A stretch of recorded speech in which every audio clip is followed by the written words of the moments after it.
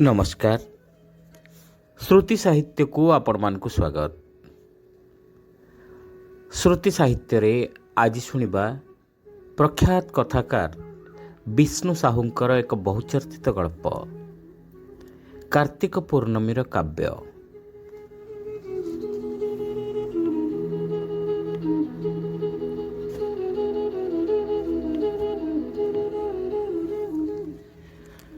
Jagannath express Howrah station छाड़िबा परे परे मनीष भरपूर सेकेंड क्लास कंपार्टमेंट रे निज बसिबा मुताबक गोटे लंब बेंचर चेनाय अंश बहु कष्टरे जोगाड़ करिपारिथिबा केही जणे भद्र व्यक्ति प्रश्न कले मायाधर को, कोठी ओह्लैबे मौसा? भुवनेश्वर। खंडे सफा लुगा द्वारा बंधाबंधी होइथिबा मृदंगटी को खूब जत्नर सहित गोटे कांधरे पकाई ठिया होइथिबा मायाधर उत्तर फेराइले संक्षिप्त भावरे। कहवा बाहुल्य सारा कंपार्टमेंट रे खुद पकाइला भली स्थानटीए मध्य नथिला। स्टैंडिंग अवस्था यात्री माने दुई पाद भूमि पाई प्रबल कसरत और कलिगोल करुथिले निज निज भितरे। भद्रलोक जनकर देह को लगी ठिया होइतिले मायाधर अनेक धैर्यर सहित। एपरि अवस्था मृदंगटी को नेउथिबारु सेठारे ठिया होइतिबा अन्य यात्री माने मृदु प्रतिवाद करबा आरंभ कर देथिले ओ एथिपई मृदंग बाहकंकर अविवेकीपणिया को दायी करा जाउथिला सीधासळख भावरे। एई अवस्था भुवनेश्वर जिबे आपण जानती पंचुक बुड़ पई केते यात्री डायरेक्ट कलिकतारू पुरी जाउछंती एही कंपार्टमेंट रे। तामाने सारा राति आपण को एई अवस्था रे ठिया होई रहिबाकू पड़िबो। बसिबार प्रश्न नाही जमारू। कोठु आणले मृदंग को? कलिकतारू। राति सारा एई अवस्था रे यात्रा करिबार धैर्य रखिथिबा ओ असंभव भिड़ जोगु सामान्यतम विरक्ति प्रकाश करुनथिबा मायाधरଙ୍କ सहित कथबार्ता करिबा पई भद्रव्यक्ति जनक आग्रही होई पड़ुथिले क्रमशः। ना कलिकता रे ए पदार्थ मिलिबो नाही सहजरे। सुदूर नदियारू नेई करी आसुची। नदिया नवद्वीप ना शुणिछंती आपण? चैतन्य महाप्रभुଙ୍କ धाम सेठारू किणिची गाँव को नौची। कार्तिक पूर्णिमा आगरे तो रास हब। रास कथा कहिला बेले कार्तिक पूर्णमीर आकाश परी आलोकित होई देखा जाउथिला तांको मुह। मायाधर सूचई देथिले ए मृदंगटी सहजलभ्य साधारण मृदंगटीए नुहे। ए पर्यंत से अनेक कष्ट स्वीकार कलेनी ताकू हासिल करिबा पई। ताकू नै ठिकणा जगारे न पहुंचेबा पर्यंत तांकर विश्राम नाही। एथिपई गोटी राति काहीकि 7टा राति एमती स्टैंडिंग अवस्था रे यात्रा करिबा पई आदौ कष्टदायक हेब नाही। तेणु बहुत उत्साह थिला तांको कथबार्ता रे। एते भिड़ धाँ दौड़ भितरे केउंटी जदि जोर रे बाजी जाए ए खंडक भांगी जीव नाही तो ताहेल तो एते परिश्रम वृथा होई जीव आपणकर आशंका प्रकाश कले भद्र व्यक्ति। मोटे नुह एते बाटरू आसिलेनी किछि होय नाही। टिके हेले आघात लगेई देबी नाही एथिरे।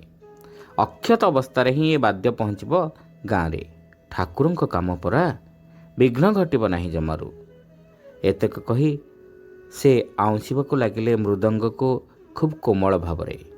जेमिति मृदंग को नुहे से निजर आसन्न प्रसवा स्त्रींकर पेट आउंसी शिशु संतानटीर गतिविधि लक्ष्य करुछंती आउ सेई कारणरू आमोदित हेउछंती।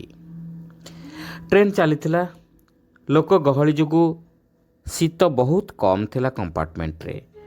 आउ अधिक काल मायाधरଙ୍କ सहित आलाप चालू रखिबा कष्टकर होई पड़िला भद्र व्यक्तिଙ୍କ पक्षे। घुमेबा कारणरू तांकर मुंडर आकृतिटी को निज अख्तियार रे रखिबा आउ संभव नथिला तांको पई। मायाधर अंटा सळखिले ऊपर को आं करी हाईटाए मारले। बहु सतर्कतार सहित से मृदंगटीर स्थान परिवर्तन कले कांधर अपर पार्श्व को। राति 2टा पाखापाखि कंपार्टमेंट सारा ଲୋକ ଶୋଇପଡ଼ିଲେଣି ଯେ ଯୁଆଡ଼େ। ମାୟାଧର ଯେଉଁ ଅବସ୍ଥାରେ ଠିଆ ହୋଇ ସମ୍ଭାଳି ଧରିଥିଲେ ମୃଦଙ୍ଗଟିକୁ, ତାଙ୍କୁ ସେ ଅବସ୍ଥାରେ ଯିଏ ଦେଖନ୍ତା ସେ ବିସ୍ମିତ ହୁଅନ୍ତା। ଏପରି ଗୋଟିଏ ବାଦ୍ୟ ପାଇଁ ଜଣେ ମଣିଷର ହେପାଜତ କେତେ ବେଶୀ ହୋଇପାରେ। ଟ୍ରେନ୍ର କ୍ଷିପ୍ର ଗତି ଓ ରାତ୍ରିର ନିସ୍ତବ୍ଧତା ଯୋଗୁଁ ମାୟାଧରଙ୍କର ଆଖି ହୋଇପଡ଼ୁଥିଲା ତନ୍ଦ୍ରାଚ୍ଛନ୍ନ। କମ୍ପାର୍ଟମେଣ୍ଟର କାନ୍ଥରେ ହାତ ଭରା ଦେଇ ମାୟାଧର ଘୁମାଉଥିଲେ। କେବଳ ମାୟାଧର କାହିଁକି, ମାୟାଧର ଓ ମୃଦଙ୍ଗ ଉଭୟ ଘୁମାଉଥିଲେ ଲଦାଲଦି ହୋଇ। ମୃଦଙ୍ଗ ପ୍ରତି ମାୟାଧରଙ୍କର ଆକର୍ଷଣ ବହୁ ଦିନର। ଯେତେବେଳେ ମାୟାଧର ଖୁବ୍ ଛୋଟ ହୋଇଥିଲେ, ଗାଁରେ ଦୋଳ ମେଲଣ ବେଳେ ମୃଦଙ୍ଗ ବଜାଉଥିଲେ କଣ୍ଡ୍ରିଆ ଦାଦି। କଣ୍ଡ୍ରିଆ ଦାଦି କୌଣସି କାରଣରୁ ସବୁଦିନ ଲଣ୍ଡିତ ମସ୍ତକ ରହୁଥିଲେ।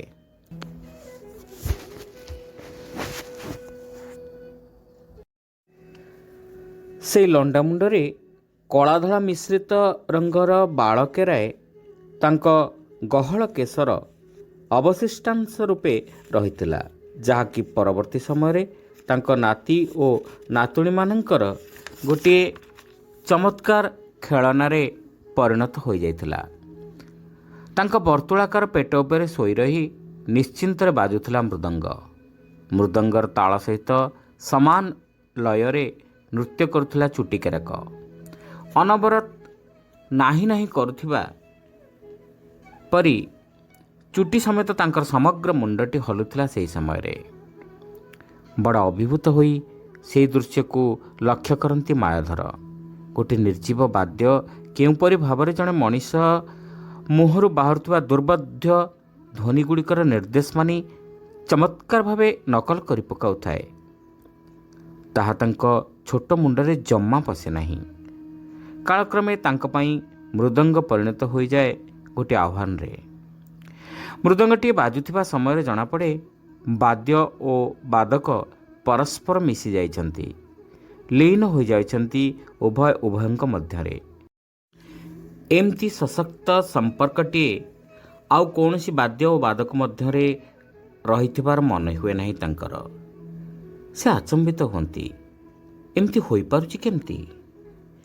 କେମିତି ତାଳ ଆଉ ସ୍ୱର ସବୁ ଉଠି ଆସୁଛନ୍ତି ମୃଦଙ୍ଗର ପେଟ ଭିତରୁ? ମାତ୍ର କେତୋଟି ଆଙ୍ଗୁଠିର ବୋଲ ମାନି କେମିତି ସୁମଧୁର ଛନ୍ଦ ସୃଷ୍ଟି ହୋଇପାରୁଛି ସାମାନ୍ୟ ଚମଡ଼ା ଖଣ୍ଡେ ଉପରେ ଓ ତାହା ନଚେଇ ଦେଇପାରୁଛି ଆତ୍ମାକୁ। ସେ ନାଦ ଶୁଣି ହୃଦୟ ହୋଇଯାଉଛି ସମୁଦ୍ର ପରି ଉର୍ମିଳ। କେମିତି ହେଲେ ଏ ବାଦ୍ୟକୁ ଟିକେ ଅକ୍ତିଆର କରି ହୁଅନ୍ତା ନାହିଁ? କ'ଣ କରାଯିବ? ଗୁରୁ କିଏ ହେବ ତାଙ୍କର? ସେଦିନେ ପାଦ ଧରି ପଡ଼ିଯିବେ କି ଯାଇ କଣ୍ଡ୍ରିଆଦିଙ୍କର? କହିବେ, ତୁମେ ଆଜିଠୁ ମୋର ଗୁରୁ, ତମେ କୁହ, ପ୍ରତିଜ୍ଞା କର ମୋ ଆଗରେ, ଯେମିତି ହେଲେ ଏ ବାଦ୍ୟ ମୋତେ ତମେ ଶିଖେଇଦେବ। ତା ନହେଲେ ତମ ପାଦ ଉପରେ ମୋର ଏ ମୁଣ୍ଡ ଏମିତି ରହିଥିବ, ଜମା ଉଠିବ ନାହିଁ ଏଠୁ। ମାୟାଧର ସେତେବେଳେ 4-5 ବର୍ଷର ଦରଲଙ୍ଗୁଳି ପିଲା। ଠୁକୁଠୁକୁ ଚାଲୁଥାନ୍ତି, ଖନେଇ ଖନେଇ କଥା କହୁଥାନ୍ତି। ଗୋଟିଏ ହାତରେ ପୋଛୁଥାନ୍ତି ସିଙ୍ଗାଣି, ଆର ହାତରେ ଟେକି ଧରୁଥାନ୍ତି ଅଣ୍ଟାରୁ ଖସି ପଡ଼ୁଥିବା ପ୍ୟାଣ୍ଟ। ଗୋଟିଏ 10-12 ଇଞ୍ଚ ଲମ୍ବର ବାଉଁଶ ନଳୀରେ ସୁତୁଲି ଖଣ୍ଡେ ଭର୍ତ୍ତି କରି ମୃଦଙ୍ଗଟିଏ ତିଆରି କରିଦେଇଥାନ୍ତି ତାଙ୍କ ବାପା। ମାୟାଧର ସେଇଟାକୁ କାନ୍ଧରେ ପକାଇ ବଜାନ୍ତି। ଦାଧୁନ୍ ଦା ଦାଧୁନ୍ ଦା। ଧୂଳି ମାଟି ଦାଣ୍ଡରେ ପରସ୍ତେ ଗଡ଼ିଯାନ୍ତି ସେଇଟାକୁ କାନ୍ଧରେ ପକାଇ। ଦିନେ ତାଙ୍କର ସେହିପରି ଅବସ୍ଥାରେ ଗୋଟିଏ ସଂକୀର୍ତ୍ତନ ଦଳ ପହଞ୍ଚିଲେ ତାଙ୍କ ଗାଁରେ। ମୃଦଙ୍ଗ ଓ ଝାଞ୍ଜର ଆବାଜରେ କମ୍ପୁଥାଏ 7 ଖଣ୍ଡି ଗାଁ। ଘାଇ ମୁହଁରେ ପଡ଼ିଲେ ବାଛୁରୀଟିଏର ଅବସ୍ଥା ଯେମିତି ହୁଏ, ସଂକୀର୍ତ୍ତନ ଦଳ ଭିତରେ ପଶିଯାଇ ସେମିତି ଅବସ୍ଥା ହେଲା ମାୟାଧରଙ୍କର। ଗାଁ ପରେ ଗାଁ ଅତିକ୍ରମ କରିଗଲେ ସଂକୀର୍ତ୍ତନ ଦଳ। 4-5 ଖଣ୍ଡ ଗାଁ ପାର ହୋଇଗଲା ପରେ ସେମାନଙ୍କ ମଧ୍ୟରୁ ଜଣେ ଆବିଷ୍କାର କଲା ମାୟାଧରଙ୍କୁ ବାଉଁଶ ନଳୀର ମୃଦଙ୍ଗଟିକୁ ତନ୍ମୟ ହୋଇ ବଜାଉଥିବା ଅବସ୍ଥାରେ। ପିଲାଟିର ନାଁ ଗାଁ ଠିକଣା ପଚାରି ସେହି ଗ୍ରାମର ମୁଖିଆଙ୍କ ଉପରେ ଦାୟିତ୍ୱ ନ୍ୟସ୍ତ କରାଗଲା ପିଲାଟିକୁ ତା ନିଜ ଗ୍ରାମରେ ପହଞ୍ଚାଇ ଦେବାକୁ। ମୃଦଙ୍ଗ ବାଦକ ଶିଶୁ ମାୟାଧର ନିଜ ଘରକୁ ସ୍ୱେଚ୍ଛାସେବୀଙ୍କ ଗହଣରେ ଫେରିଲା ବେଳକୁ ମୁହଁ ସଞ୍ଜ। ତାଙ୍କ ଘରେ ସାରା ଦିନ କାନ୍ଦ ବୋବାଳି। ଚୁଲି ଜଳି ନାହିଁ ଦିନ ସାରା।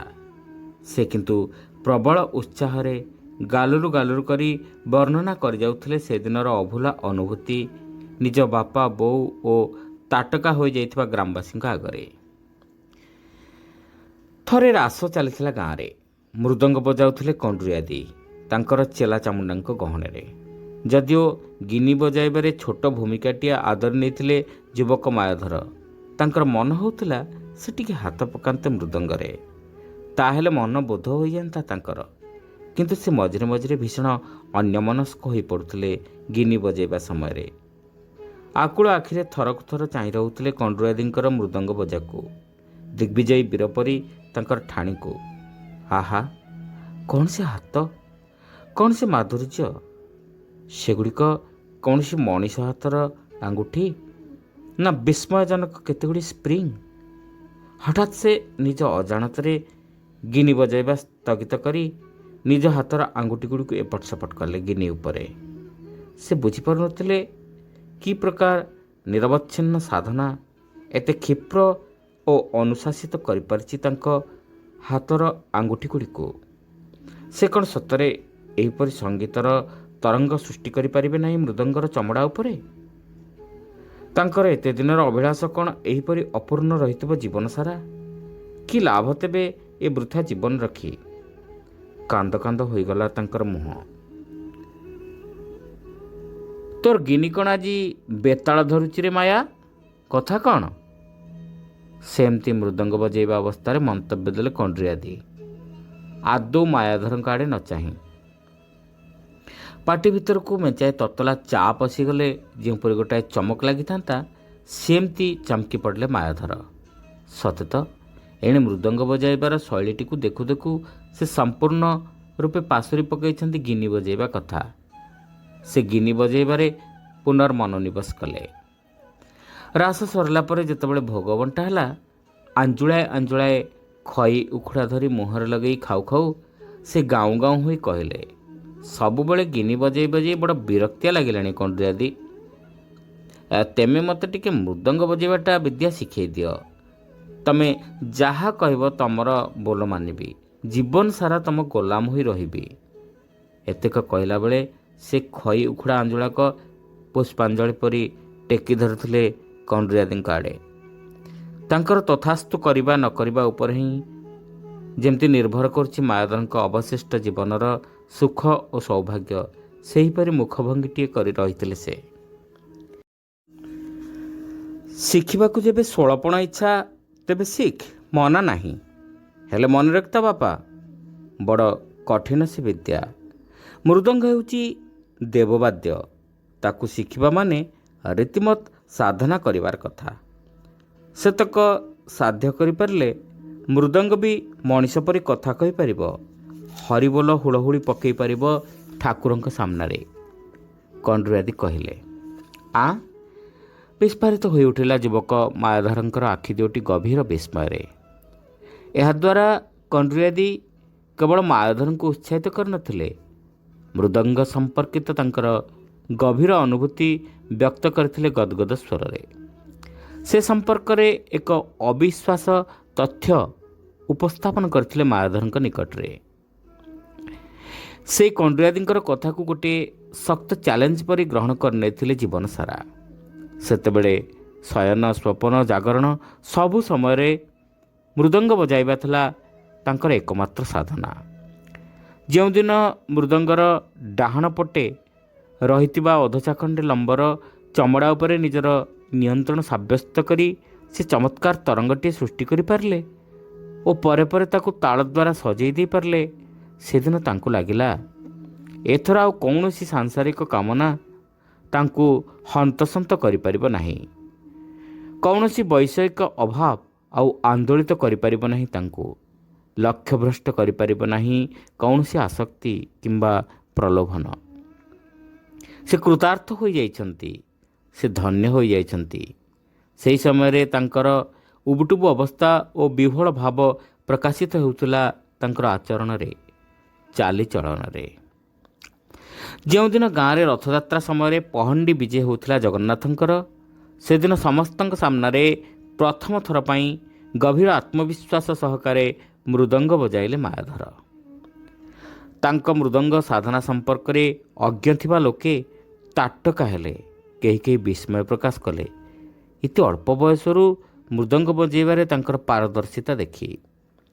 ଯେଉଁମାନେ ଭାବିଥିଲେ କଣ୍ଡୁଆଦୀଙ୍କ ପରେ ପରେ ଏ ବିଦ୍ୟାଟି ବୁଡ଼ିଯିବ ଗାଁରୁ, ସେମାନେ ସେଦିନ ସାବାଡ଼ ହୋଇଗଲେ ମାୟାଧରଙ୍କର କୃତିତ୍ୱ ଦେଖି। ଏଣିକି ଗାଁରେ ମୃଦଙ୍ଗ, ଝାଞ୍ଜ ଓ ଗିନି ସବୁତକ ଆସି ମାୟାଧରଙ୍କ ହେପାଜତରେ ରହିଗଲା ଆପଣା ଛାଏଁ। ମଧୁଶଯ୍ୟା ରାତିରେ ସେ ନିଜର ନବବିବାହିତା ପତ୍ନୀଙ୍କ ନିକଟରେ ମୃଦଙ୍ଗ ବିଷୟରେ କହିବାକୁ ଏତେ ମାତ୍ରାରେ ପ୍ରଗଳ୍ଭ ହୋଇ ଉଠିଥିଲେ ଯେ କେବଳ ସେହି ସମ୍ପର୍କିତ କଥୋପକଥନରେ ହିଁ ରାତି ପାହିଯାଇଥିଲା ନବଦମ୍ପତିଙ୍କର। ସେ ସେହି ବାସଗୃହର ସ୍ୱଳ୍ପାଲୋକିତ ଦୀପ ଆଲୁଅରେ ମୁକ୍ତ କଣ୍ଠରେ ସ୍ୱୀକାର କରିଥିଲେ ଯେ ମୃଦଙ୍ଗ ବିନା ତାଙ୍କ ବଞ୍ଚିବା ନିରର୍ଥକ। କେବଳ ନିରର୍ଥକ ନୁହେଁ, ଅସମ୍ଭବ ମଧ୍ୟ।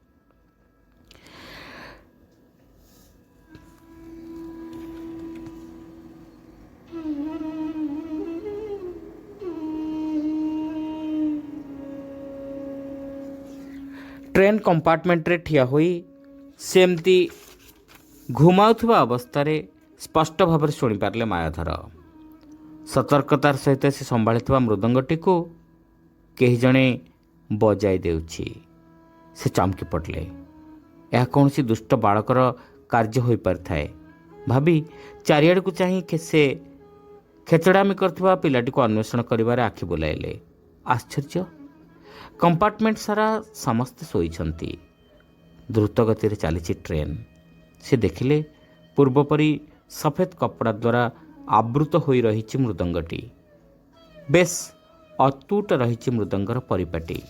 ଅଥଚ ମୃଦଙ୍ଗ ବାଜୁଥିବା କିଛି କ୍ଷଣ ପୂର୍ବେ ସେ ଶୁଣିଥିଲେ। ଏହା କି ସମ୍ଭବ? ଏ ଅବସ୍ଥାରେ ମୃଦଙ୍ଗରୁ ଏ ଧ୍ୱନି ଆସିବ କେଉଁଠୁ? ସେ ଯାହା ଶୁଣିଛନ୍ତି ତାହା କ'ଣ ସ୍ୱପ୍ନ ହୋଇପାରେ?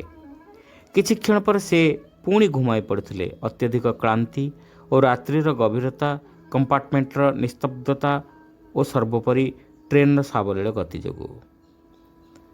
ଧିନା ତେରେ କେଟେ ଧିନା, ଧିନା ତେରେ କେଟେ ଧିନା, ସେ ପ୍ରକୃତିସ୍ଥ ହେଲେ। ଆଶ୍ଚର୍ଯ୍ୟ! କେଉଁଠୁ ଆସୁଛି ଏ ସ୍ୱର? ଏପରି ଅବସ୍ଥାରେ ମୃଦଙ୍ଗଟି ବାଜିପାରୁଛି କେମିତି? ସେ ନିଜର ଏହି ଅଲୌକିକ ଅନୁଭୂତି ସମ୍ପର୍କରେ ସ୍ଥିର ନିଶ୍ଚିତ ହେବା ପାଇଁ ମୃଦଙ୍ଗ ଉପରେ ନିଜର ପାପୁଲି ରଖିଲେ। ଏଥର ସେ ଅନୁଭବ କଲେ ମୃଦଙ୍ଗଟିର କମ୍ପନ ନିଜ ହାତରେ। ସେ ଅନୁଭବ କଲେ ତାଙ୍କର ସମଗ୍ର ଶରୀର ରୋମାଞ୍ଚିତ ହୋଇଯାଉଛି। ସେ ବୁଝିପାରିଲେ ନାହିଁ ଏକଥା ସମ୍ଭବ ହୋଇପାରେ କେମିତି। ଏସବୁ ଘଟଣା ପରେ ତାଙ୍କ ପାଇଁ ଆଉ ଆଦୌ ଘୁମାଇବାର ପ୍ରଶ୍ନ ହିଁ ନଥିଲା। ବିସ୍ମିତ, ତଟସ୍ଥ ଓ ସମ୍ପୂର୍ଣ୍ଣ ରୂପେ ପ୍ରଭାବିତ ଅବସ୍ଥାରେ ରାତି ପାହିବା ପର୍ଯ୍ୟନ୍ତ ସେ ଅପେକ୍ଷା କଲେ। କାହା ଆଗରେ ଏପରି ରୋମାଞ୍ଚକର ଅଭିଜ୍ଞତାକୁ ବର୍ଣ୍ଣନା କରାଯାଇପାରେ ସେ ସ୍ଥିର କରିପାରିଲେ ନାହିଁ।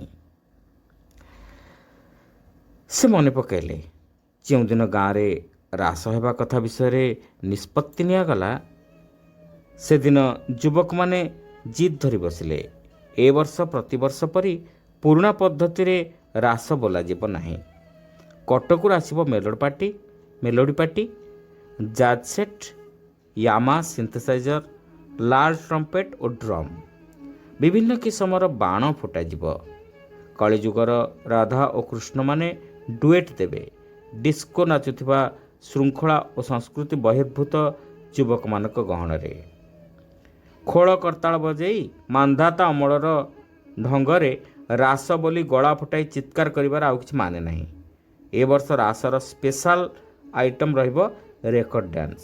ଏହି ରାସ ଉତ୍ସବ ଯେପରି ସବୁ ଦୃଷ୍ଟିରୁ ଉପଭୋଗ୍ୟ ଓ ଉଲ୍ଲେଖନୀୟ ହୋଇପାରିବ ସେ ବାବଦରେ ସେମାନେ ସବୁ ପ୍ରକାର ଜରୁରୀକାଳୀନ ପଦକ୍ଷେପ ନେବେ। ଏଥିପାଇଁ ଚାନ୍ଦାର ଆଦୌ ଅଭାବ ରହିବ ନାହିଁ। ସେଥିପାଇଁ ପ୍ରସ୍ତୁତ ହୋଇ ରହିଛନ୍ତି ଗୋଟିଏ ଶକ୍ତିଶାଳୀ ଗ୍ରୁପ୍ ରାସ୍ତାର ଗାଡ଼ି ମଟର ଅଟକାଇ ସମ୍ବଳ ସଂଗ୍ରହ କରିବା ନିମନ୍ତେ। ନୀରବରେ କେବଳ ଏସବୁ ଶୁଣିବା ବ୍ୟତୀତ ମାୟାଧରଙ୍କର ଆଉ କିଛି କରିବାର ନଥିଲା। ସେ ଭାବିଥିଲେ କିଛି ଦିନ ତଳୁ ଅବ୍ୟବହୃତ ହୋଇ ରହିଥିବା ଅନ୍ତତଃ ଗୋଟିଏ ମୃଦଙ୍ଗର ମରାମତି କାର୍ଯ୍ୟ ପାଇଁ ଏହି ଅବସରରେ ନିଷ୍ପତ୍ତି ନିଆଯିବ।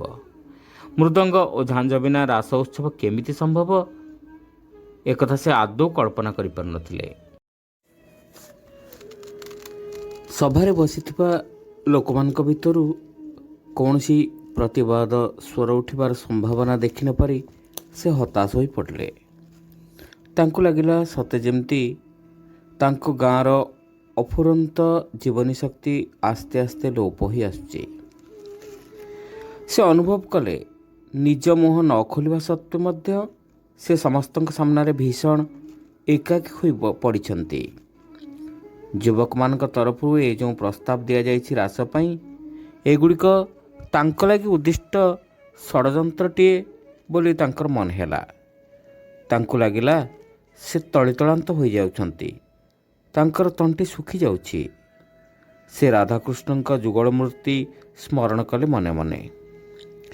କେତେବେଳକେ ଯାଇ ସେ ନିଜକୁ ସମ୍ଭାଳି ନେଇ କିଛି କହିବା ଉଦ୍ଦେଶ୍ୟରେ ଠିଆ ହେଲେ।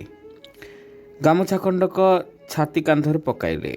ସେ ଅନୁଭବ କଲେ ସେ ଠିଆ ହୋଇ ଏହି ସମ୍ପର୍କରେ କିଛି କହିବାଟା ପସନ୍ଦଯୋଗ୍ୟ ହୋଇପାରୁନାହିଁ ପିଲାମାନଙ୍କ ଦ୍ୱାରା। ସେ ଶୁଣିପାରିଲେ ଗୋଟିଏ ମୃଦୁ ଗୁଞ୍ଜରଣ, ଗୋଟିଏ ଟିଟିକାର। ଅତ୍ୟନ୍ତ ପରିହାସର ସହିତ ଉପଭୋଗ କରୁଥିଲେ ଅନ୍ୟମାନେ ତାଙ୍କର ଉପସ୍ଥିତିକୁ। ଆଉ ଏଣିକି ତୁମର ମୃଦଙ୍ଗ ଟୁନ୍ ଟୁନ୍ କାମ କରିବ ନାହିଁ ମଉସା। ମୃଦଙ୍ଗ ଆଉ ଝାଞ୍ଜ ବଜେଇ ଯେତେ କାନ ଅତଡ଼ା ପକାଇଲେ ବି କେଉଁ ବିଲେଇ ଛୁଆଟେ ଆସିବେ ନାହିଁ DD1 DD2 ଛାଡ଼ି ତୁମ ଛୁଆଙ୍କ ଦେଖିବାକୁ, ବୁଝିଲ? ବସ ବସ, ଏଥର ବସିଯାଅ, ଆଉ ଠିଆ ହେଲ କାହିଁକି? ମୁହଁ ତଳକୁ ପୋତିଥିବା ଲୁଙ୍ଗି ପିନ୍ଧା କୌଣସି ଏକ ମୁରବିହୀନ ଯୁବକ ବଡ଼ ନିଷ୍ଠୁର ଭାବରେ ମନ୍ତବ୍ୟ ବାଢ଼ିଲା। ଆଜି ନୁହେଁ, ବର୍ଷ ବର୍ଷ ଧରି ରାସ ହୋଇ ଆସୁଛି ଏ ଗାଁରେ। ତମେ ସବୁ ନୂଆ ଢଙ୍ଗରେ ନୂଆ ବାଗରେ ରାସ କରିବାକୁ ଚାହୁଁଛ। ତମକୁ ଯାହା ଯେମିତି ଭଲ ଲାଗୁଛି କର, ମନା ନାହିଁ। ହେଲେ ମୁଁ ଜାଣେ ରାସ ସମ୍ପର୍କରେ କୌଣସି ଧାରଣା ତମର ଜମାରୁ ନାହିଁ। ତମ ଭିତରୁ କିଏ ଜଣେ ହେଲେ କହିପାରିବ ରାସ କାହିଁକି ହୁଏ? କିଏ ଲେଖିଛନ୍ତି ଏହି ପୁରାଣ? କହିପାରିବ ରାଗାନୁରାଗ ଭକ୍ତି କ'ଣ? କୃଷ୍ଣ ତତ୍ତ୍ୱ ବିଷୟରେ କିଛି ଜାଣ ତୁମେ? କେମିତି ନିଜ ବକ୍ତବ୍ୟରୁ ଓହରି ଯାଇ ସେ ଏତେ ଉତ୍ତେଜିତ ହୋଇପଡ଼ିଲେ ତାହା ସେ ଜାଣିପାରିଲେ ନାହିଁ। ତାଙ୍କର ବିରକ୍ତି ଓ କ୍ରୋଧ ସତେ ଯେମିତି ଗୁଡ଼ିଏ ପ୍ରଶ୍ନରେ ପରିଣତ ହୋଇ ଆପେ ଆପେ ମୁହଁରୁ ବାହାରି ଯାଉଥିଲା। ତମେ ଗୋଟେ କାମ କର ମଉସା, ଟିଭିରେ କୁଇଜ୍ ପ୍ରୋଗ୍ରାମ ଦେଖିଛ? ତମେ କୁଇଜ୍ ମାଷ୍ଟର ହେଲେ ବଢ଼ିଆ ହୁଅନ୍ତା। ଏମିତି ଅଖାଡ଼ୁଆ ଅଖାଡ଼ୁଆ ପ୍ରଶ୍ନ ସବୁ ପଚାରି ଇଂଲିଶ ମିଡ଼ିୟମରେ ପାଠ ପଢ଼ୁଥିବା ଟୋକାଟୋକିଙ୍କୁ ସାଣ୍ଠିନ୍ କରିଦିଅନ୍ତ। ହେଲେ ଆଜିକାଲି କୁଇଜ୍ରେ ଯେତେ ସବୁ ସିମ୍ପଲ୍ କୋଶ୍ଚିନ୍, କେଉଁ କ୍ରିକେଟିୟର କେତେ ରନ୍ କଲା, 5 ବର୍ଷ ତଳେ ୱାର୍ଲଡ଼ କପ୍ ଚାମ୍ପିୟନର ମ୍ୟାନ୍ ଅଫ୍ ଦ ମ୍ୟାଚ୍ କିଏ ହେଇଥିଲା, କେଉଁ କ୍ରିକେଟ ତାରକା ତାଠାରୁ 5 ବର୍ଷ ବଡ଼ ସିନେମା ହିରୋଇନ୍କୁ ବାହା ହୋଇ ହନିମୁନ୍ କେଉଁଠି କଲା, ଏଗୁଡ଼ା ସବୁ କ'ଣ ପ୍ରଶ୍ନରେ ଲେଖା? କି ହୋ, ଏଗୁଡ଼ା ପରା ଆଜିକାଲି ଷ୍ଟାଣ୍ଡାର୍ଡ଼ 3ରେ ପଢ଼ୁଥିବା ଛୁଆଟାଏ ବି କହିଦେବ। ଉତ୍ତର କହିବ ତ ଦିଅ। ଏମିତିକା ଦାନ୍ତରେ କେଟା ପ୍ରଶ୍ନର ଉତ୍ତର କେତେ ଦମ ଅଛି ଦେଖିବା। ଯଦି ଆଣ୍ଠେଇ ନ ଗଡ଼ିବ, ଗୋଟାଏ ପ୍ରଶ୍ନ ଶୁଣି ପୁରା 5 ଗ୍ଲାସ୍ ପାଣି ଯଦି ନ ପିଇବ, ତାହେଲେ କହିବ ନା କ'ଣ କହୁଛ ଭାଇମାନେ? ସଦ୍ୟ କଲେଜକୁ ଯାଇଥିବା ଟୋକାଟାଏ ବଡ଼ ସିରିୟସ୍ ଭାବରେ ଏତେକ କହିଲା। ତାର କଥା ଅନୁସରଣରୁ ଗୋଟିଏ ସମବେତ ହାସ୍ୟରୋଳ ମାୟାଧରଙ୍କୁ ଜବତ କରି ବସେଇ ଦେଲା ସେ ଠିଆ ହୋଇଥିବା ସ୍ଥାନରେ। ବହୁ କଥା କଟାକଟି ପରେ ସ୍ଥିର ହେଲା ମୃଦଙ୍ଗ ଓ ଝାଞ୍ଜ ସମେତ ସମସ୍ତ ପୁରୁଣାକାଳିଆ ବାଦ୍ୟକୁ ବାଦ୍ ଦିଆଯିବ ଏ ବର୍ଷ ରାସରୁ। ଏ ବାବଦରେ ମାୟାଧରଙ୍କର ବିଶେଷ ଚିନ୍ତିତ ହେବାର କିଛି କାରଣ ନାହିଁ ବୋଲି ତାଙ୍କୁ ମିଟିଂରେ ଜଣାଇ ଦିଆଗଲା ସ୍ପଷ୍ଟ ଭାବରେ। ରାତି ସାରା ଶୋଇପାରିଲେ ନାହିଁ ମାୟାଧର। ଉଠ ବସ ହୋଇ ବାରମ୍ବାର ପରିସ୍ରା ଯାଇ ଆକାଶକୁ ଅନାଇ ସେ ବ୍ୟତିବ୍ୟସ୍ତ ହୋଇପଡ଼ିଲେ। ଅଥଚ ନିଦ ତାଙ୍କୁ ନିଷ୍ଠୁର ଭାବରେ ପରିତ୍ୟାଗ କରିଥିଲା ସେଇ ଯନ୍ତ୍ରଣାଦାୟକ ଦୀର୍ଘକାଳୀନ ରାତିଟିରେ। ପାହାନ୍ତ ପହରକୁ ଯେତେବେଳେ କାଉରାବିଲା ହେମାଳ ପବନ ଦେହକୁ କାକର ପରି ବତୁରେଇ ଦେଲା, ସେ ଟିକେ ଘୁମେଇ ପଡ଼ିଲେ। ପରେ ପରେ ରାତି ପାହିଲା ବେଳକୁ ତାଙ୍କ ହୃଦୟର ସବୁତକ ଅସନ୍ତୋଷ ପରିଣତ ହୋଇଯାଇଥିଲା ଗୋଟେ ଭୟଙ୍କର ଜିଦ୍ରେ। ସେ ଜିଦ୍ ଧରିଲେ, ନଦିଆରୁ ଏ ବର୍ଷ କିଣାଯିବ ମୃଦଙ୍ଗ। ସେ ନିଜେ ଯିବେ ତାହା କିଣିବାକୁ। କେହି ଶୁଣନ୍ତୁ ନ ଶୁଣନ୍ତୁ, ରାସ ସମୟରେ ସେ ନିଜେ ଭାଗବତ ଟୁଙ୍ଗିରେ ବସି ବଜେଇବେ ମୃଦଙ୍ଗ। ଝାଞ୍ଜ ବଜେଇବ ଚଇତା, ଗିନି ବଜେଇବ ବିଭୂତି। ସମୟ ପଡ଼ିଲେ ସେ ଆଧୁନିକ ଡିସ୍କୋ ବାଦ୍ୟ ସହ ଅବତୀର୍ଣ୍ଣ ହୋଇଯିବେ ଗୋଟେ ମୁକାବିଲାରେ। ଆରେ କ'ଣ କରିପାରିଛନ୍ତି କିଏ ଟୋକା ପଞ୍ଝାକ? ଏହିପରି ଭାବରେ ସେ ନିଜର କ୍ରୋଧ ଓ ଅସନ୍ତୋଷକୁ ବ୍ୟକ୍ତ କଲେ ପରମ ବିଶ୍ୱାସୀ ଓ ବାଲ୍ୟବନ୍ଧୁ ଚଇତା ନିକଟରେ। ନଦିଆ ଯିବ ଯଦି କହୁଛ ଯେ ମାଷ୍ଟ୍ରେ, ହେଲେ ଯିବା ଆସିବା ରେଳ ଭଡ଼ା, ବସ୍ ଭଡ଼ା, ମୃଦଙ୍ଗ ଦାମ, ଖାଇବା ପିଇବା, ଜଳଖିଆ ଖର୍ଚ୍ଚ, ଲଗାତାର କେତେ ଖର୍ଚ୍ଚ ହେବ ମାଲୁମ ଅଛି ତ? ମାଲପାଣି ଅଛି ପକେଟରେ? ଖୋଲା ଛାତି ଉପରେ ବେକରେ ଦୁଇ ପାର୍ଶ୍ୱକୁ ଓହଳିଥିବା ଖୋର୍ଦ୍ଧା ଗାମୁଛାଟିକୁ ଦୁଇ କଡ଼ରେ ଭିଡ଼ି ଧରି କିଞ୍ଚିତ୍ ନଇଁ ପଡ଼ି ପ୍ରଶ୍ନ କରିଥିଲା ଚଇତା। ଦିଶୁଥିଲା ମାୟାଧରଙ୍କ ଚେଲା ପରି। ଟଙ୍କାକୁ ମୁଁ ପରବାୟ କରିଛି ଭାବିଛୁ ଚଇତା? ଦରକାର ହେଲେ 5 ବସ୍ତା ଚାଉଳ ବିକିଦେବି, ହେଲେ ଅଲବତ୍ କିଣାଯିବ ନଦିଆ ମାର୍କା ମୃଦଙ୍ଗ। ଆଉ ଝାଞ୍ଜ ମାରିଲା ବେଳେ ଯଦି ଛଦାମେ ଏପଟ ସେପଟ କରିବୁ ଦେଖିବୁ। ହୁସିଆର ବାପା। ନଦିଆରୁ ମୃଦଙ୍ଗ କିଣା ହୋଇ ଆସିବ ବୋଲି ଗୋଟେ ପ୍ରଚ୍ଛନ୍ନ ଆନନ୍ଦ ବିଚ୍ଛୁରିତ ହେଉଥିଲା ତାଙ୍କ ମୁହଁରୁ। ତାଙ୍କର ସ୍ୱର ଥିଲା ସ୍ୱପ୍ନାବିଷ୍ଟ। ଏ ବର୍ଷ ରାସ ଉତ୍ସବ ନଦିଆରୁ ଆସୁଥିବା ମୃଦଙ୍ଗ ମାଧ୍ୟମରେ ତାଙ୍କ ପାଇଁ ଯେଉଁ ନୂଆ ରୋମାଞ୍ଚ ଆଣିଦେବ, ସେ କଥା ଚିନ୍ତା କରି ସେ ଉବୁଟୁବୁ ହୋଇଯାଉଥିଲେ ଖୁସିରେ। ସେହି ବହୁ ଇପ୍ସିତ ମୃଦଙ୍ଗ ଏଥର ଆସିଯାଇଛି ତାଙ୍କ ଅକ୍ତିଆରକୁ। ରାତି ପହୁ ପହୁ ତା ପହଞ୍ଚିଯିବ ଗାଁରେ। ମାୟାଧରଙ୍କର ନିପୁଣ ଅଙ୍ଗୁଳିର ସ୍ପର୍ଶକୁ ଅପେକ୍ଷା କରି ସେ ଅଗଣାରେ ବସି ରହିବ ସମସ୍ତଙ୍କ ଆଲୋଚନାର କେନ୍ଦ୍ରବିନ୍ଦୁ ହୋଇ। ମାୟାଧର ଭାବିଥିଲେ ସର୍ବପ୍ରଥମେ ସେ ହିଁ ମୃଦଙ୍ଗଟିରେ ଆଙ୍ଗୁଳି ସଞ୍ଚାଳନ କରି ତଟସ୍ଥ କରିଦେବେ ଗ୍ରାମୀଣ ଚଇତା ଓ ବିଭୂତିମାନଙ୍କୁ। ଅଥଚ କି ଆଶ୍ଚର୍ଯ୍ୟ ଦେଖ, ସେ ମୃଦଙ୍ଗ ଆଜି ଏଇପରି ଗୋଟେ ନିଶୁନ ନିଶାର୍ଦ୍ଧରେ ବାଜୁଛି ମନକୁ ମନ, ଗୋଟାଏ ଟ୍ରେନ୍ କମ୍ପାର୍ଟମେଣ୍ଟରେ, ଯେଉଁଠିକି ସେ ନିଜେ ଏକମାତ୍ର ଶ୍ରୋତା ଏଇ ହୃଦୟ ଉଛୁଳା ଧ୍ୱନିର। ଏକଥା ସେ ଯାହା ଆଗରେ କହିବେ ସେ ବିଶ୍ୱାସ କରିବ ତ? ସେ ପୁଣି ଭାବିଲେ, କେହି ବିଶ୍ୱାସ କରନ୍ତୁ ନ କରନ୍ତୁ ସେଥିରେ କ'ଣ ଅଛି? ଜୀବନରେ ଏମିତି ଭାବରେ ଚମତ୍କୃତ ହେବାର ସୌଭାଗ୍ୟ କ'ଣ ସମସ୍ତଙ୍କୁ ସହଜରେ ମିଳେ? ସମସ୍ତେ କ'ଣ ରାମକୃଷ୍ଣ ପରମହଂସ ହୋଇଛନ୍ତି ଯେ ଅନାୟାସରେ ଦର୍ଶନ କରିପାରିବେ ମହାକାଳୀଙ୍କୁ? ସମସ୍ତେ କ'ଣ ଯଶୋଦା ହୋଇଛନ୍ତି ଯେ ବିଶ୍ୱରୂପ ଦେଖିବେ ଗୋଟିଏ ବାଳୁତର ଆଁ ଭିତରେ? ଏସବୁ ଗୂଢ଼ ରହସ୍ୟ। ସୂକ୍ଷ୍ମାତି ସୂକ୍ଷ୍ମ ମଣିଷର କିଛି ହାତ ନାହିଁ ଏଥିରେ। ତା'ର ସାଧ୍ୟ କାହିଁ ଏ ରହସ୍ୟ ପଛରେ ଥିବା କାରଣଟିକୁ ଖୋଜିବାକୁ? ଟ୍ରେନ୍ରୁ ଓହ୍ଲାଇଲା ପରେ ତାଙ୍କର ମନେ ହେଲା ସେ ସତେଅବା ନୃତ୍ୟ କରିବେ ସେହି ପ୍ଲାଟଫର୍ମରେ। କାହିଁ, ରାତି ଅନିଦ୍ରା ଓ ସାରା ରାତି ଠିଆ ହୋଇଥିବା ଯୋଗୁଁ ଏତେ ଟିକେ କ୍ଳାନ୍ତି ତ ନାହିଁ ତାଙ୍କ ଶରୀରରେ।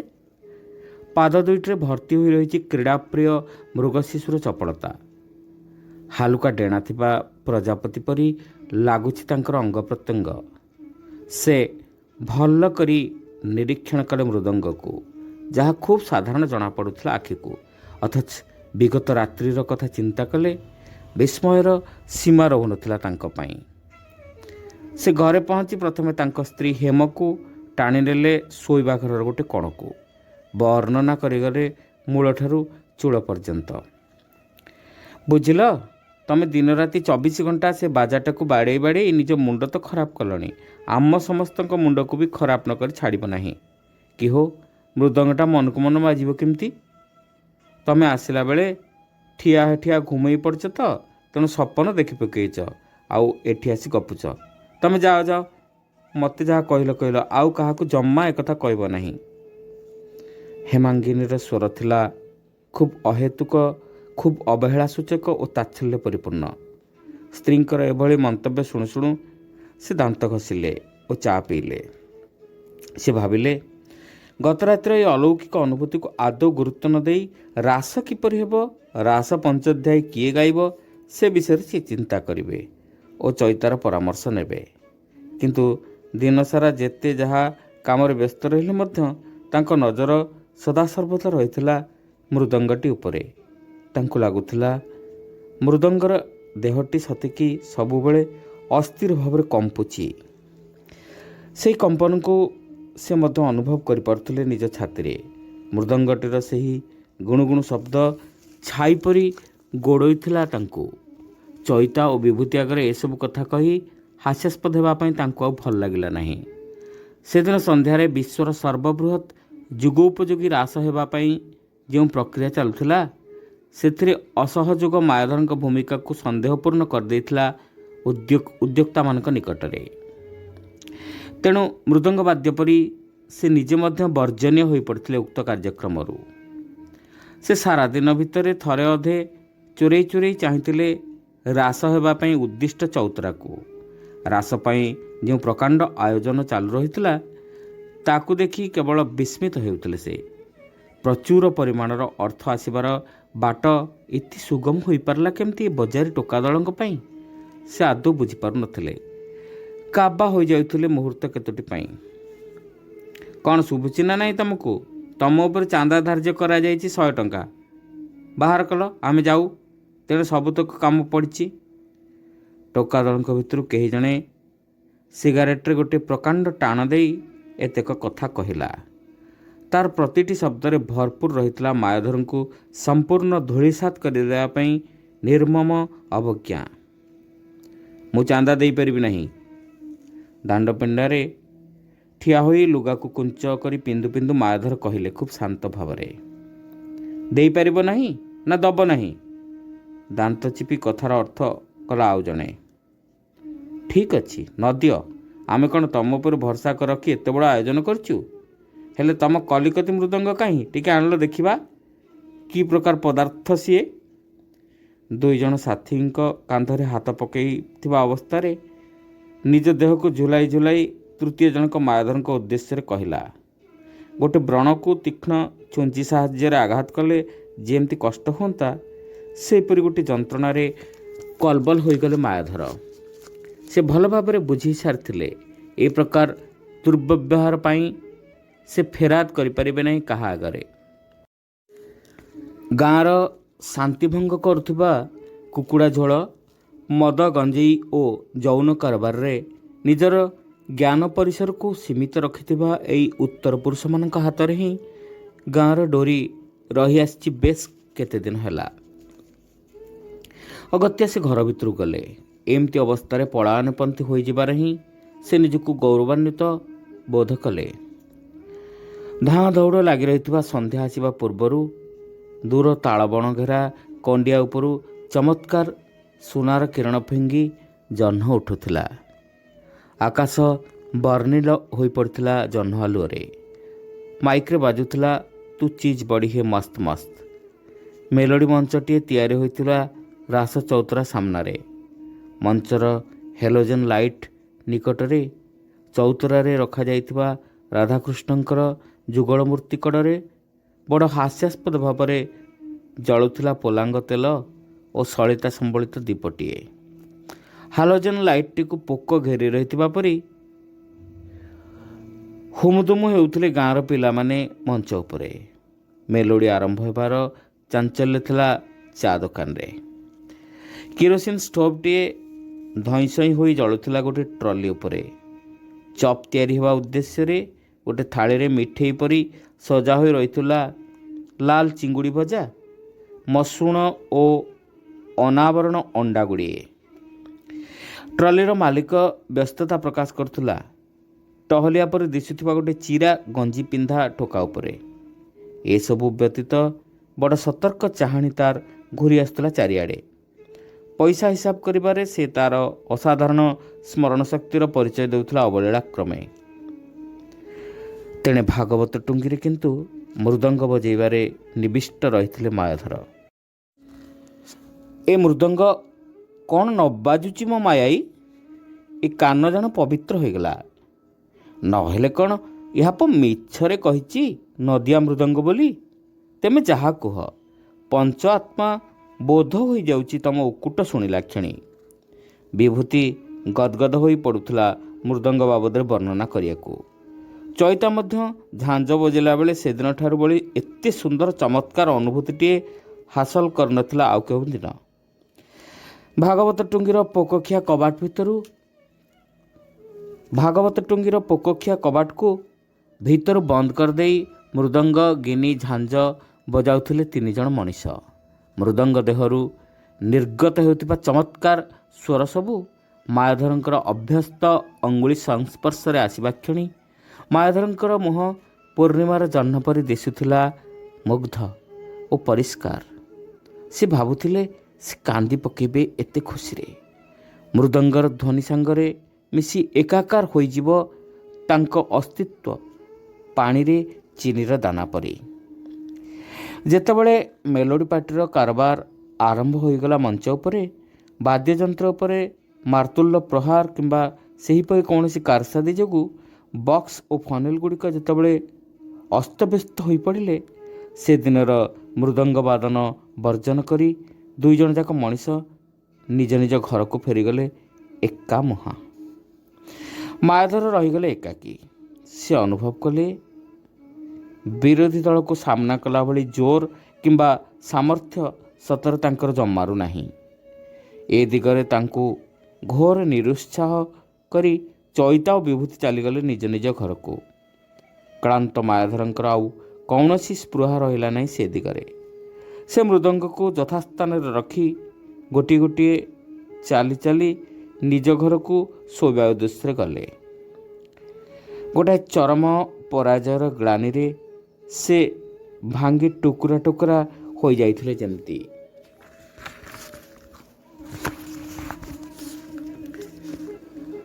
से सेमती खंका पेटमाड़ी खट उपरे चुपचाप शोइले। किछि समय पर से अनुभव कले तकियार अधा अधी भिजी जाइछि तांको लुहरे। एई अवस्थारे केतेबेले निद लागि जाइछि तांको, तांकर ख्याल नहीं। गुम गुम गुम गुम निद बाउलारे चमकी पड़ले मायाधर। एई तो पुणी सेई मृदंगर स्वर जहाँ काली राति सारा ट्रेन कंपार्टमेंट भितर हरकत करिछि तांको। से मायाच्छन्न अवस्थारे आखि मळी उठी पड़े। देखले केई कुआड नाहांती। निशा गरजुची। झरका पाखरे किछि तेरछा जह्नहालुओ आसी पड़िछि हेमांगिनीक मुहरे। निघोड़ निदरे से शोइछंती। मेलोडी पार्टीर गर्जन तर्जन सब निश्चुप हो गलानी। कार्तिक पौर्णमीर से जो उत्सव विभोर राति ताहा एते मामूली जना पड़ी पारे से प्रथम करी अनुभव कले सेतेबेले। मृदंगर सेई परिचित परिचित मायाच्छन्न स्वर सेमती अनाहत और अव्याहत रहिथिला। से रीतिमत प्ररोचित हेले भागवत टुंगी आड़े पुणी थरे जीवा पाई। से प्रतिज्ञाबद्ध भाव चलवाकू आरंभ कले। बाटरे जीवा बेले देखिले मेलोडी मंच सुनसान। केही कुआडे नांती। केवल हालोजेन लाइटटाए खुंटरे बंधा होई जलुछि अनावश्यक भावरे।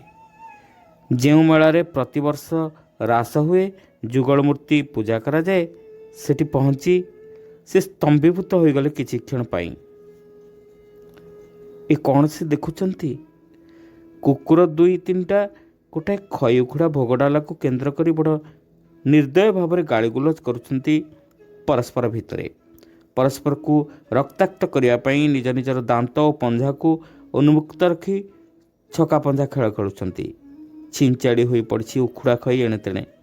से मेला घर चौतरा पर 2 जण हामुड़ी पड़ी निर्लज भाव में विवस्त्र होई। से 2 जण राधाकृष्ण बेश होइतबा गाँर सबुठारु असभ्य और विशृंखल युवक प्रेमा आउ कुंज। राधांकर उन्मुक्त लोमस छाती ଭିଡ଼ା ଯାଇଛି ନକଲି ବ୍ରେଷ୍ଟ, ତା ଉପରେ କାଞ୍ଚୁଲି। ରାଧାଙ୍କର ଶାଢ଼ୀ ସମ୍ପୂର୍ଣ୍ଣ ଭାବରେ ଅଲଗା। ଓଠରେ ଲିପଷ୍ଟିକ୍, ମୁହଁରେ ପାଉଡ଼ର, କାନରେ ଅଳଙ୍କାର, ହାତରେ ଚୁଡ଼ି, ଆଖିରେ କଜ୍ଜଳ, ମୁଣ୍ଡରେ ବେଣୀ ଲଗାଇ ରାଧା ବେଶ ସାଜିଥିବା ଯୁବକଟି ଦିଶୁଛି ଗୋଟେ ପେତିନୀ ପରି। ତାର ଉନ୍ମୁକ୍ତ ଛାତିରେ ଶୋଇ ଲୀଳା ରଚନା କରିଛନ୍ତି ରସରାଜ ଶ୍ରୀକୃଷ୍ଣ। ମୁଣ୍ଡରେ ଜରି ମୁକୁଟ, ଅଣ୍ଟାରେ ବଇଁଶୀ, ମୁହଁ ସାରା ଉତ୍କଟ ନୀଳବର୍ଣ୍ଣ, କାନରେ କୁଣ୍ଡଳ, କାନ୍ଧରେ ଉତ୍ତରୀୟ, ପାପୁଲିରେ ଅଳତା, ବାହୁରେ ବାଜୁବନ୍ଧ ଧାରଣ କରିଥିବା ଶ୍ରୀକୃଷ୍ଣ ରୂପୀ ଯୁବକଟି ଦିଶୁଛି ଗୋଟେ ବିଭତ୍ସ ଯୌନ ରୋଗୀ ଭଳି। ଉଭୟଙ୍କର ସହଯୋଗରେ ଗୋଟିଏ ଲଜ୍ଜାକର ରାସ ରଚିତ ହୋଇଛି ରାତିର ସେ ନିସ୍ତବ୍ଧ ପ୍ରହରରେ ପରିତ୍ୟକ୍ତ ପୂଜା ମଣ୍ଡପ ନିକଟରେ। ମଦର ଦୁର୍ଗନ୍ଧରେ ନାକ ଫାଟି ପଡ଼ିଲା ମାୟାଧରଙ୍କର। ସେ କେବଳ ନିଜ ଗାଁର ପ୍ରେତାତ୍ମା ଉଦ୍ଦେଶ୍ୟରେ ନୀରବ ପ୍ରାର୍ଥନାଟିଏ କରିବାକୁ ଚିନ୍ତା କଲେ। ଯୁଗଳ ମୂର୍ତ୍ତି ଆଡ଼େ ନିଜର ଅସହାୟ ଦୃଷ୍ଟି ନିକ୍ଷେପ କରି ସେ ଭାବିଲେ, ଏ ହେଉଛନ୍ତି ଖାଣ୍ଟି ପିତ୍ତଳର ତିଆରି ରାଧାକୃଷ୍ଣଙ୍କର ସେହି ବିଗ୍ରହ, ଯାହାଙ୍କୁ ଆଜି ସେ ନିଜ ହାତରେ ଫୁଲରେ ସଜେଇଥାନ୍ତେ, ଚିତା ଆଙ୍କିଥାନ୍ତେ, ମୟୂରର ଚୂଳ ଘୋଷିଥାନ୍ତେ ମସ୍ତକରେ, ସୁବାସିତ ଜଳ ସିଞ୍ଚି ଆହ୍ଲାଦରେ ନୃତ୍ୟ କରିଥାନ୍ତେ ମୃଦଙ୍ଗର ତାଳେ ତାଳେ। ସେଇ ବିଗ୍ରହଙ୍କୁ ଏତେ କୁତ୍ସିତ ପରିବେଶରେ ଏଭଳି ପରିତ୍ୟକ୍ତ ଅବସ୍ଥାରେ ଦେଖୁ ଦେଖୁ ସେ ବିଚଳିତ ହୋଇପଡ଼ିଲେ ଦୁଃଖରେ ଓ ଲଜ୍ଜାରେ। ମ୍ରିୟମାଣ ଦେଖାଗଲା ତାଙ୍କର ମୁହଁ। କ୍ରମାଗତ ଭାବେ ଝରି ଆସିଲା ଲୁହ ତାଙ୍କ ଆଖିରୁ କୌଣସି ବାଧା ନ ମାନି। କମ୍ପି ଉଠିଲା ଦୁଇ ନାକପୁଡ଼ା କୋହରେ। ତାଙ୍କର ଶରୀର ସାରା ସେ ଅନୁଭବ କଲେ ଗୋଟେ ବିଚିତ୍ର ଅସ୍ଥିରତା। ସେ ସେଇଠି ସେଇ ଅବସ୍ଥାରେ ଆଣ୍ଠେଇ ପଡ଼ିଲେ ଯୁଗଳ ମୂର୍ତ୍ତିଙ୍କ ନିକଟରେ। ସେ କାନ୍ଦିବାକୁ ଲାଗିଲେ ନିଜ ଉପରେ ନିୟନ୍ତ୍ରଣ ହରାଇ। ସେ କ'ଣ ସବୁ କହିଯାଉଥିଲେ ମନକୁ ମନ, ସେସବୁ କିଛି ବୁଝା ପଡ଼ୁନଥିଲା। ତାଙ୍କୁ ଲାଗିଲା ଆସ୍ତେ ଆସ୍ତେ କମ୍ପି ଉଠିଛି ତାଙ୍କ ଶରୀର। ତାଙ୍କର ଲକ୍ଷ ଲକ୍ଷ ଲୋମକୂପରେ ଭେଦ କରିଯାଉଛି ଅନବରତ ବାଜୁଥିବା ମୃଦଙ୍ଗର ଗୁମ୍ ଗୁମ୍ ଶବ୍ଦ। ଗୋଟାଏ ପ୍ରକାଣ୍ଡ ସ୍ରୋତରେ ପରିଣତ ହୋଇଯାଉଛି ତାଙ୍କର ସତ୍ତା। ଏତେ ତନ୍ମୟତା, ଏତେ ହଜିଯିବାର ଆକାଂକ୍ଷା, ଭାସିଯିବାର ଭାବପ୍ରବଣତା କେଉଁଠି ରହିଥିଲା ତାଙ୍କ ଭିତରେ ସେ ବୁଝିପାରିଲେ ନାହିଁ। ତାଙ୍କୁ ଲାଗିଲା ସତେଅବା ସେ ପଡ଼ିଯାଇଛନ୍ତି ଗୋଟିଏ ଅସମ୍ଭାଳ ତୋଡ଼ର ମୁହଁରେ। ହଠାତ୍ ତାଙ୍କର କ'ଣ ମନେ ହେଲା କେଜାଣି ସେ ଯୁଗଳ ବିଗ୍ରହଙ୍କୁ ଉଠାଇ ଦୁଇ ବାହୁରେ ଭିଡ଼ି ଧରିଲେ ଛାତିରେ। କିନ୍ତୁ କ୍ରମେ ତାଙ୍କର ହୃଦବୋଧ ହେଲା ତାଙ୍କର ଏହି କ୍ଷୁଦ୍ର କଳୁଷ ପରିପୂର୍ଣ୍ଣ ଶରୀର ଧରି ରଖିପାରିବ ନାହିଁ ଏତେ ବଡ଼ ଅବର୍ଣ୍ଣନୀୟ ଆକାରକୁ। ସେ ଧଇଁ ସଇଁ ହେଲେ, ଛେପ ଢୋକିଲେ। ସେ ଅନୁଭବ କଲେ ତାଙ୍କର ଗଳା ଶୁଖିଯାଉଛି, ଶବ୍ଦ ସ୍ଫୁରୁ ନାହିଁ ପାଟିରୁ। ସେଇ ଯୁଗଳ ମୂର୍ତ୍ତି ପ୍ରକାଣ୍ଡ ଜାଆଁଳା ପର୍ବତ ଦୁଇଟି ପରି ତାଙ୍କୁ ପାତାଳକୁ ଚାପି ଦେଉଛନ୍ତି, ନା ସେ ନିଜେ ମହାସମୁଦ୍ର ବକ୍ଷରେ ବରଫ ଖଣ୍ଡେ ପରି ଲୀନ ହୋଇଯାଉଛନ୍ତି ତାହା ସେ ଜାଣିପାରିଲେ ନାହିଁ। ତାଙ୍କର ହୃଦସ୍ପନ୍ଦନ ବଢ଼ିଯାଇଥିଲା ଦ୍ରୁତ ବେଗରେ। ତାପରେ ହଠାତ୍ ତାଙ୍କର ଟଳମଳ ଶରୀରଟି ଢଳି ପଡ଼ିଲା ବିମାନର ଦାଢ଼କୁ। ରାଧାକୃଷ୍ଣଙ୍କର ଯୁଗଳ ମୂର୍ତ୍ତି ସେହିପରି ବନ୍ଦୀ ଅବସ୍ଥାରେ ରହିଥାନ୍ତି ମାୟାଧରଙ୍କର ଦୁଇ ହାତର ଆଲିଙ୍ଗନରେ। ସେତେବେଳକୁ ସମୁଦାୟ ଗାଁର ପିଲା, ବୁଢ଼ା, ମାଇପେ, ମର୍ଦ୍ଦ ହାଉଯାଉ ହୋଇ ବେଢ଼ିଥିଲେ ମାୟାଧରଙ୍କୁ। ଅସ୍ତବ୍ୟସ୍ତ ହୋଇପଡ଼ିଥିଲା ହଠାତ୍ ନିଦ ଭାଙ୍ଗି ଉଠିଥିବା ଗୋଟିଏ ଗାଁର ପରିବେଶ। କାର୍ତ୍ତିକ ପୂର୍ଣ୍ଣମୀର ଜହ୍ନଖଣ୍ଡେ ବାଦଲ ଭିତରେ ଲୁଚେଇ ରଖିଥିଲା ତାର ମୁହଁ। ବିଧ୍ୱସ୍ତା ହେମାଙ୍ଗିନୀ ସମଗ୍ର ପୃଥିବୀଟି ରସାତଳକୁ ଚାଲିଗଲା ବୋଲି ସର୍ବଶେଷ କାନ୍ଦଣାଟି କାନ୍ଦୁଥିଲେ ବିମାନ ନିକଟରେ କଚାଡ଼ି ହୋଇ। ମାୟାଧରଙ୍କୁ ପ୍ରଥମେ ପାଗଳ ଓ ପରେ ମୃତ ବୋଲି ଘୋଷଣା କରାଯାଇଥିଲା ସେହିଠାରେ ଅତ୍ୟନ୍ତ ସହାନୁଭୂତିର ସହିତ। ଏତିକିବେଳେ ଭାଗବତ ଟୁଙ୍ଗିଆଡ଼ୁ ଯେପରି କେହି ଜଣେ ପୃଥିବୀର ସବୁଠାରୁ ବିପଜ୍ଜନକ ସମ୍ବାଦଟି ଆଣି ପରିବେଶ କରୁଥିଲା ଚିତ୍କାର କରିବା ପରି। ଦୌଡ଼ି ଆସ ଭାଇମାନେ, ଭାଗବତ ଟୁଙ୍ଗିରେ ତାଲା ପଡ଼ି ରହିଛି ବାହାରୁ, ଅଥଚ ମୃଦଙ୍ଗଟା ବାଜୁଛି ମନକୁ ମନ।